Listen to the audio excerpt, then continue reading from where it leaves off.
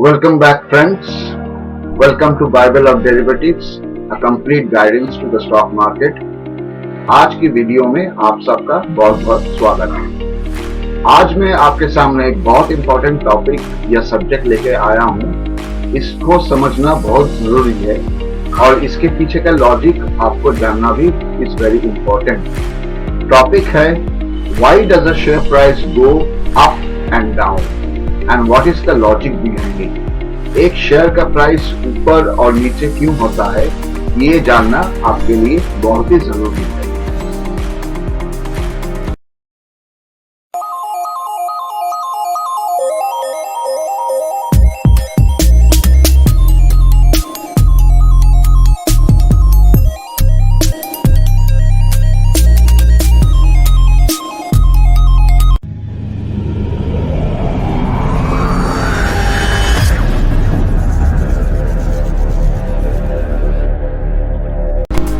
हमने अपने पहले वीडियो में कहा है कि जब भी कोई शेयर फर्स्ट टाइम अपने शेयर्स छोड़ता है वो आईपीओ यानी इनिशियल पब्लिक ऑफरिंग के द्वारा छोड़ा जाता है।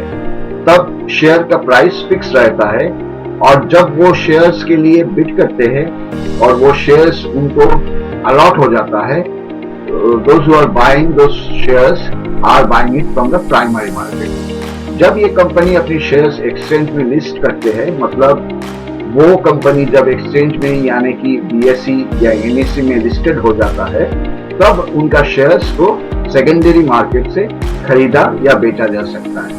तभी ये शेयर्स का भाव या कीमत अप एंड डाउन होने लगता है। ये क्यों होता है और इसके पीछे का लॉजिक क्या होता है, ये आपको जानना है।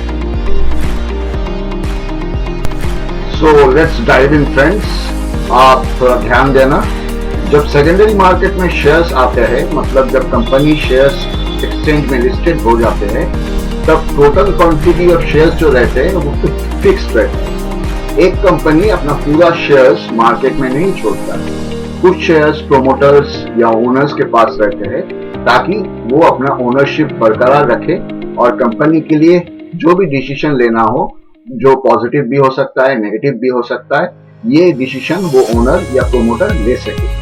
लेकिन जो फ्री फ्लोट शेयर्स है, मतलब जो सेकेंडरी मार्केट में कारोबार करता है और उनकी सब शेयर्स की खरीदारी या बिकवाली होती है।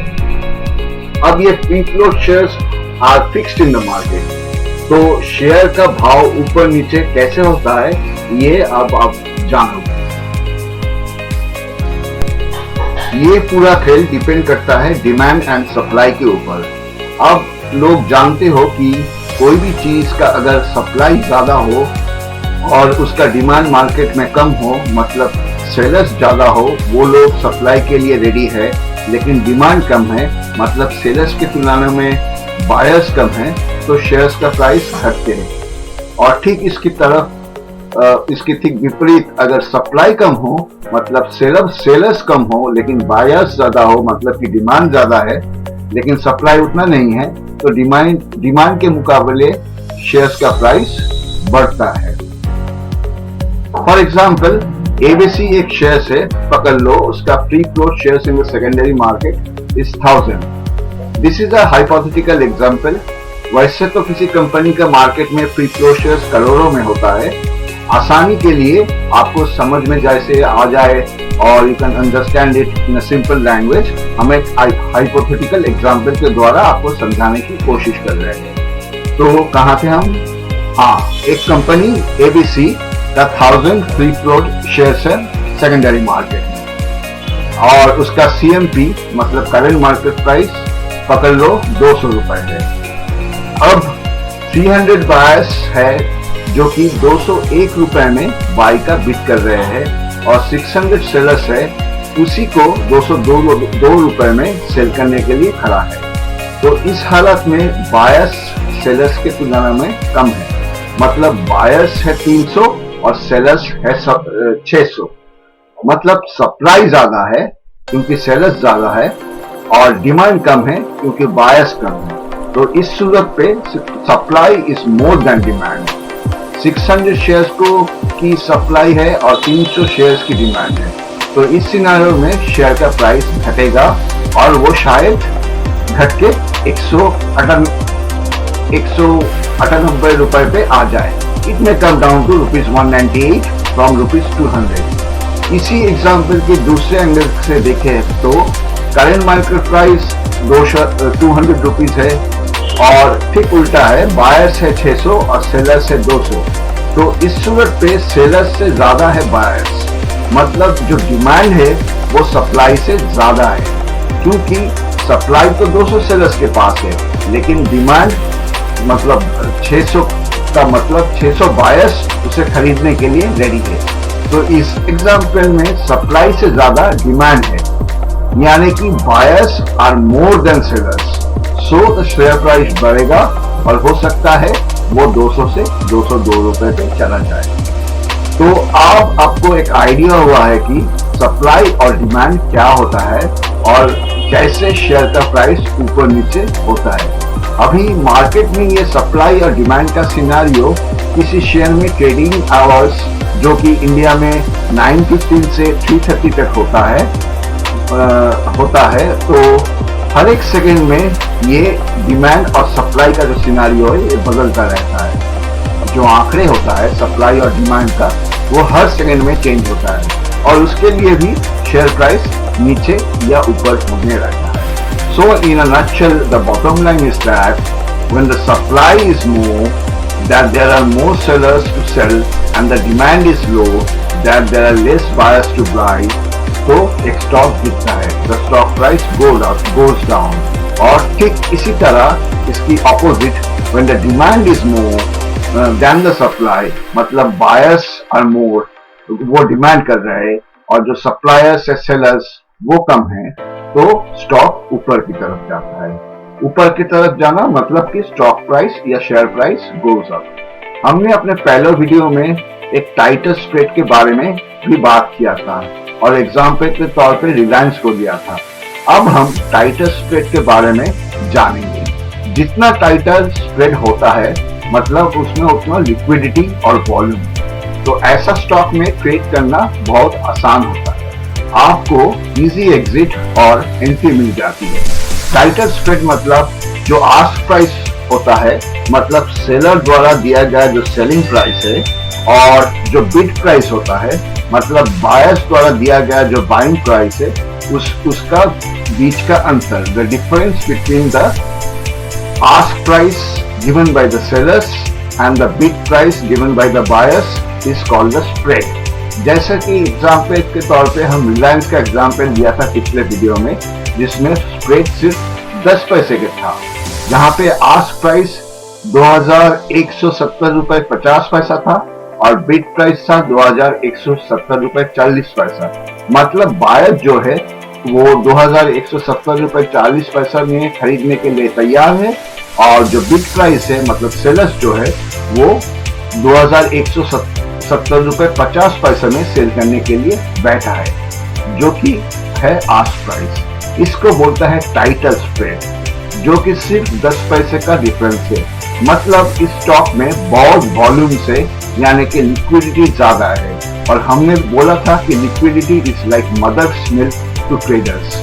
ये इसीलिए कि ट्रेडर को जल्दी एग्जिट और एंट्री मिल जाता है। अब ज्यादा क्वांटिटी में बिड या है मतलब ज्यादा बायर्स है और कम क्वांटिटी में आस्क है मतलब कम सेलर्स है। तो ये सारांश निकलता है कि डिमांड है और सप्लाई कम है। इस सूरत पे stock price will gradually increase and vice versa. तो आपको एक क्लियर आइडिया हो गया होगा कि स्टॉक प्राइस क्यों बढ़ते हैं और क्यों घटते हैं। ये पूरा सप्लाई और डिमांड का खेल है। और टाइटर स्प्रेड का मतलब क्या होता है, बिड प्राइस क्या होता है, आस्क प्राइस क्या होता है, इसके बारे में भी आपको एक जानकारी मिलेगी। ऐसे भी काफी सारे स्टॉक्स होते हैं जिसमें बिल्कुल लिक्विडिटी या वॉल्यूम्स नहीं होते हैं। वैसे स्टॉक में जो स्प्रेड है is wide open. For example, buyer bid कर रहे हैं 1050 रुपीज पे और सेलर्स आस्क कर रहे हैं 1080 रुपीज पे। मतलब इसका स्प्रेड जो है वो लगभग 30 रुपए का है। ऐसी सूरत में आपको एंट्री और एग्जिट में बहुत प्रॉब्लम होता है, क्योंकि लिक्विडिटी या वॉल्यूम ही नहीं है। शायद एंट्री भी हो जाए, लेकिन ऐसे स्टॉक से निकलना या एग्जिट करना बहुत मुश्किल होता है। लिक्विडिटी के कारण ट्रेडिंग करते वक्त ऐसा स्टॉक्स को अवॉइड करना चाहिए। जो स्टॉक नॉन लिक्विड हो, मतलब उसमें एकदम से वॉल्यूम लो हो, इसलिए ट्रेड में इतना डिफरेंस होता है। You should always trade in high liquidity stocks ताकि आप जल्दी से अपना एंट्री और एग्जिट ले सके। और ये इंट्राडे के लिए बहुत बड़े एक मुद्दा है। जो लोग इंट्राडे करते हैं उनको हाई लिक्विडिटी स्टॉक में ही अपना ट्रेड करना चाहिए। अब एक स्टॉक का मूवमेंट और कई चीजों पे डिपेंड करते हैं, उसके बाद में थोड़ा चर्चा करते हैं। जैसे कि कोई पॉजिटिव न्यूज आ गया हो, किसी कंपनी को बड़े प्रोजेक्ट मिल गया हो, या उसमें कोई डिविडेंड या बोनस की अनाउंसमेंट आ गया हो, या उसका गवर्नेंस में कोई चेंज हो जो कि मार्केट पॉजिटिवली ले रहा है और स्टॉक प्राइस ऊपर जा रहा है। कुछ जो क्वार्टरली कॉर्पोरेट रिजल्ट जो कंपनी का निकलता है वो अगर अच्छा है तो भी स्टॉक प्राइस ऊपर जाते हैं। और ऐसे ही अगर कोई नेगेटिव न्यूज आ गया हो, जैसे कि कोई फ्रॉड या क्या घोटाला किसी कंपनी में पाया गया है, सेबी ने कोई फाइन लगा दिया है किसी कंपनी के ऊपर, और क्वार्टरली रिजल्ट्स बहुत ही पुअर रहा है, इसके कारण भी स्टॉक गिर सकता है। Now there is a saying in the market that a good news is a good news but a very good news is a bad news. क्योंकि मार्केट कभी इस गुड न्यूज को ऑलरेडी फैक्टर इन कर लेते हैं और stock result से पहले भागते हैं, और जब क्वार्टरली रिजल्ट डिक्लेयर होता है जो कि बहुत ही अच्छा डिक्लेयर होता है, तो उसमें प्रॉफिट बुकिंग आ सकता है और स्टॉक गिर सकता है। ये सब कुछ चीज आपको ध्यान में रखना चाहिए ताकि आप एक सक्सेसफुल ट्रेडर या इन्वेस्टर बन सको। जो लंबी अवधि के लिए निवेश कर रहे हैं तो उनके पास ये सब फैक्टर्स उतना मतलब नहीं करते हैं, क्योंकि they are for the long term, they are long term investors जिनका टाइम होराइजन 5 to 10 years या 15, 20, 30 years से होता है। मार्केट में ये स्मॉल हिकअप्स कोई परेशानी की बात ही नहीं है। अगर कंपनी का फंडामेंटल्स अच्छा है, गवर्नेंस अच्छा है, कंपनी ग्रो कर रहा है, उसका फ्यूचर जो प्रोस्पेक्ट्स है वो ब्राइट है, तो लॉन्ग टर्म इन्वेस्टर्स के लिए कोई परेशानी का बात ही नहीं है। They make a huge profit because they have the patience and they are holding it for a longer time frame. और लॉन्गर टाइम फ्रेम में फंडामेंटली स्टॉक्स को आगे ही बढ़ना है। Now we will discuss about the category of stocks. First आता है blue chip stocks यानी कि लार्ज कैप स्टॉक्स, जिसका market capitalisation is more than 20,000 crore, मतलब 20,000 करोड़ से भी ज्यादा है उसकी मार्केट कैपिटलाइजेशन। निफ्टी के सारे स्टॉक्स ब्लू चिप स्टॉक्स होते हैं यानी कि लार्ज कैप होते हैं। निफ्टी के अलावा निफ्टी नेक्स्ट 50, निफ्टी नेक्स्ट 100 और निफ्टी नेक्स्ट 200 इंडेक्सेस भी होता है। जो स्टॉक्स निफ्टी में परफॉर्मेंस नहीं करता है उसको निफ्टी नेक्स्ट 50 में डिमोट कर दिया जाता है और निफ्टी नेक्स्ट 50 से उठा के स्टॉक्स को रिप्लेस किया जाता है निफ्टी में। इसको बोलते हैं इंडेक्स रीबैलेंसिंग, जिसके बारे में हमने अपने पहले वीडियो में भी डिस्कशन किया था। आपको याद है? अगर नहीं है तो उस वीडियो का लिंक हमने डिस्क्रिप्शन में डाल दिया है, आप इससे वो वीडियो देख सकते हो। फिर होता है मिड कैप स्टॉक्स, जिसका market capitalisation 5,000 crore to 20,000 crore होता है। इसी के लिए भी एक इंडेक्स होता है जिसको बोलता है मिड कैप इंडेक्स, और निफ्टी की तरह ही इसमें काफी सारे अदर स्मॉल इंडेक्स होता है, जैसे mid cap next 100, mid cap next 200 ऐसे होता है। फिर आता है स्मॉल कैप, जिसका market capitalisation is below 5,000 crore, और इसको इंडेक्स में हम स्मॉल कैप इंडेक्स बोलता है। तो निफ्टी और सेंसेक्स बेंचमार्क इंडेक्स होते हैं जो कि एक्ट्स एज अ बैरोमीटर या एक मापदंड होता है देश की इकोनॉमी और ग्रोथ का, और mid cap index small cap index होता है ब्रॉडर इंडेक्स। लेकिन याद रखना है कि निफ्टी और बैंक निफ्टी जो है इसमें ही सिर्फ ट्रेडिंग होता है, वो भी डेरिवेटिव सेक्शन में, मतलब फ्यूचर्स एंड ऑप्शंस में। ये डेरिवेटिव क्या होता है, फ्यूचर्स एंड ऑप्शंस क्या होता है, कैसे निफ्टी या बैंक निफ्टी में ट्रेड किया जाता है, ये सब हम धीरे धीरे जानेंगे। मैंने अपना इंट्रोडक्टरी वीडियो में बताया था कि we will learn from scratch like ABCD जैसे स्कूल में सिखाया जाता है, और ये डेरिवेटिव, फ्यूचर्स, ऑप्शंस, ये तो क्लास 3 का सिलेबस है। आप अभी नर्सरी में हो, तो just you are learning from the basic. With due respect to all watching it was just a joke, just to make you feel that everything will come step by step.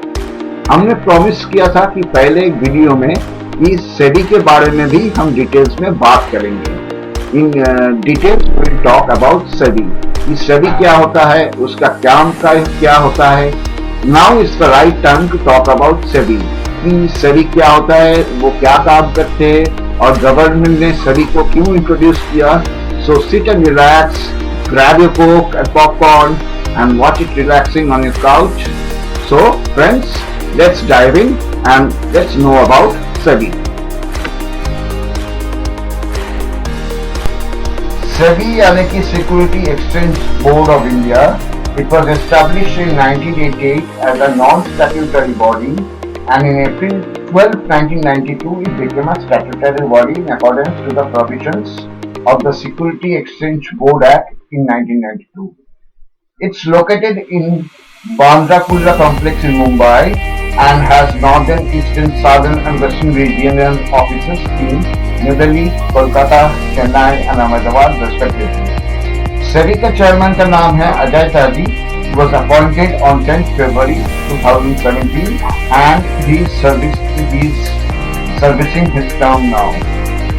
इसका काम है कि protect the investment of investors in security. मतलब सेबी का जो main काम है वो है इन्वेस्टर्स का जो इन्वेस्टमेंट है इसको प्रोटेक्ट करना। It works for the interest of the investors, ताकि उनके इन्वेस्टमेंट इन स्टॉक्स, बॉन्ड्स और अदर सिक्योरिटीज सिक्योर रहे और उसमें कोई परेशानी या घोटाला ना हो। जैसे बैंकों के लिए गवर्निंग बॉडी है RBI, reserve bank of India, वैसे स्टॉक मार्केट या बॉन्ड मार्केट या सिक्योरिटीज मार्केट या मनी मार्केट या म्यूचुअल फंड्स ले लो, they are regulated by SEBI, security exchange board of India. Security exchange board of India यानी SEBI has got a lot of powers. Some of them are to regulate and approve the exchanges. Stock exchanges की जो laws होता है उसको ये regulate करते हैं। Inspect the books and accounts of the exchanges and call for periodic returns. ये exchanges का जो बुक्स होता है, मतलब जो PL स्टेटमेंट, उसको इंस्पेक्ट करते हैं एंड इसकी पीरियोडिक रिटर्न्स को चेक करते हैं। Inspect the books of the financial intermediaries, compel certain companies to get listed in one or more stock exchanges. और to handle the brokers also. Brokers के registration और उनको परमिशन भी सेबी से लेना पड़ता है, और ब्रोकर्स की सारे नॉर्म्स, सारे कायदे कानून सेबी डिसाइड करता है। सेबी इज इम्पोर्टेंट क्योंकि ये हर एक वक्त एक्सचेंज और इन्वेस्टर की इन्वेस्टमेंट को मॉनिटर करता है ताकि कोई फ्रॉड या जालसाजी ना हो। SEBI is run by a board of directors including a chair who is elected by the parliament, 2 officers of the Ministry of Finance, Government of India, and 5 members who are also elected from the Parliament. अगर investors को कोई problem हो तो वो सभी में complaint भी launch कर सकता है, और there are a few steps for it. Number 1, complain a registration. फिर उसके बाद set a reminder, view the complaint status, और सभी का टोल फ्री नंबर हेल्पलाइन है 1800-266-7575. I repeat, toll free number of SEBI is 1800-266-7575.